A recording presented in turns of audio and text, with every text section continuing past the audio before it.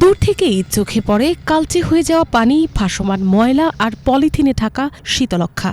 বাতাসে ছড়িয়ে পড়েছে তীব্র দুর্গন্ধ, আর কোথাও কোথাও পানির ওপর ভেসে উঠেছে মৃত মাছ। একসময় যে নদী ছিল জীবন জীবিকার প্রধান ভরসা, আজ সেই শীতলক্ষ্যা ধীরে ধীরে হারাচ্ছে প্রাণ শিল্পবর্জ্যের বিষাক্ত আগ্রাসনে। এই করুণ চিত্র নারায়ণগঞ্জের রূপগঞ্জ অংশের শীতলক্ষ্যা নদীর। এশিয়ান হাইওয়ে সংলগ্ন এলাকায় নদীর দুই ধারে গড়ে উঠেছে অসংখ্য শিল্প কারখানা। অভিযোগ রয়েছে, এসব কারখানা থেকে অপরিশোধিত বর্জ্য সরাসরি নদীতে ফেলায় ব্যাহত হচ্ছে স্বাভাবিক প্রবাহ।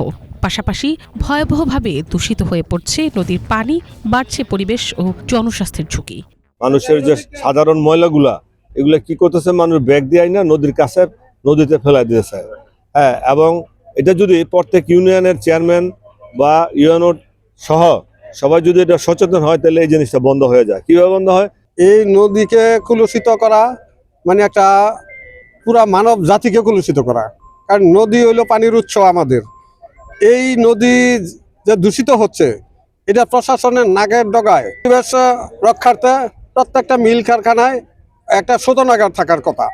সেই শোধনাগারগুলি তারা অনেক মিল ফ্যাক্টরির মধ্যে নাই।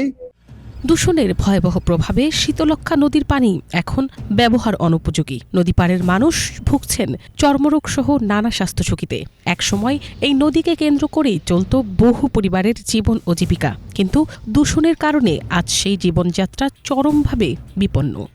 আমাকে মনে করেন নদীতে আগে মনে করেন পানি ছিল ভালো, এখন পানি ময়লা পানি আইয়া ময়লা সালা ফালা মেল কারখানা ঢাকার ময়লা পানি আইয়া নদীর পানি সব নষ্ট করে দিছে।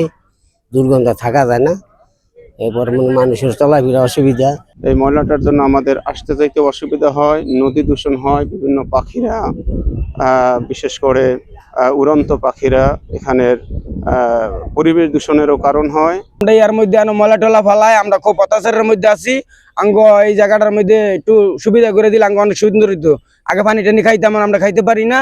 আগে গায়ে গোসল করতাম, আমরা গোসল করতে পারি না। আমরা খুব ময়লার দুর্গন্ধ খুব সমস্যাতে আছি। আইয়া ঘুরে ঘুরে জায়গা কোনো লোক একটা কোনো সিদ্ধান্ত নেয় না, কোনো কিচ্ছু নেয় না। আমরা ভাই ভাগ্যে ভাত খাইতে পারি না, কিচ্ছু করতে পারি না ভাই। ফ্যাট ফুলে জায়গা নৌকা পাইতে না। গরিব মানুষ আমরা কিভাবে চলি কোন আপনারা? রূপগঞ্জ এলাকায় 1 লাখের বেশি শিল্প কারখানা রয়েছে। অনেক কারখানায় ইটিপি না থাকায় বর্জ্য সরাসরি নদীতে ফেলা হচ্ছে। এর ফলে শীতলক্ষ্যা নদী এখন মৃতপ্রায়। তবে নদী রক্ষায় সমন্বিত উদ্যোগ গ্রহণ জরুরি। আসন্ন নির্বাচন শেষে এই নদী রক্ষায় উদ্যোগ নেওয়ার আশ্বাস দিয়েছে উপজেলা প্রশাসন। নারায়ণগঞ্জে কয়েক লক্ষ ফ্যাক্টরি এখানে ছোট বড় মিলিয়ে, তো সেগুলোর সমন্বিত ইটিপি দরকার। যেমন অনেক ছোট ফ্যাক্টরি আসলে তাদের ইটিপি করার সক্ষমতা নেই, অনেক ছোট ছোট ডাইং ফ্যাক্টরি রয়েছে যাদের ইটিপি করার সক্ষমতা নেই। তো যে কারণে কয়েকটি ফ্যাক্টরি মিলে একটি সমন্বিত ইটিপি করা প্রয়োজন।